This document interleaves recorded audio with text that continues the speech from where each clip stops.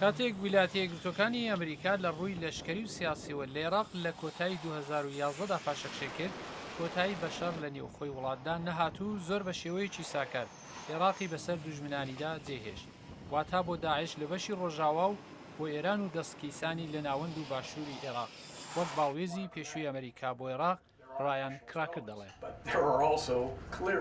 بەڕوونی هێز و کەسانی وا هەن کە لەلایەن ئێرانەوە ئامۆژگاری دەکرێن، هەر بۆیە ئەمە بۆ حکوومەتی عێراق بەڕاستی زۆر سەخت دەبێت کە لەگەڵ ئەم دۆخە پڕگرفتە هەڵسوکەوت بکات. بەڵام باڵوێزی عێراق بۆ ویلایەتە یەکگرتووەکان لۆقمان فەیلی لە ماوەی وتەکانی لە ناوەند بۆ لێکۆڵینەوەکانی نێونەتەوەی و استراتێژیک لە مانگی مارسی پارەکە بوونی هەشتی شعبی وەک هێزێکی یارمەتی دەرزانی. ئێمە دەزانین زۆربەی و کەسانی کە تێکەڵ بە هەشتی شعبی بوونەوچەکیان هەڵگرتووە لەسەر داوای ئایەتوڵا سیستانی بۆ پارێزگاری لە وڵاتە، ئەوان نەتەوە پەروەرن و کەمتر خاوەنی ئایدۆلۆژیان، ئەوان وەک ئەندامی دایمی لەشکر نامێننەوە و ئەوەی ئەنجامی دەدەن بۆ ئازادکردنی شارۆچەکان لە دەستی داعشە. لەلایەکی دیکەوە هەشتی شعبی لە کردارەکانیدا هێرش بۆ سەرخەڵکی نێوخۆیی عێراق و بیانی دەبات، وەک سەرۆکی ئەنەستیتۆی لێکۆڵینەوە لە سەرشەر دکتۆر کامبەرلی کاگان دەڵێت. ئێمە میلیتانی شیعەمان هەیە کە ئێران پشتیوانیان دەکات، کرێکارانی تورک بە بارمتە دەگرن، ئێمە دەبینین ئەوان کەسایەتی و سیاسەتوانی عێراق بە بارمتە دەگرن و بە زۆر بەرهەڵستی دەسەڵاتی سەرۆکوەزیر عیبادی دەبن.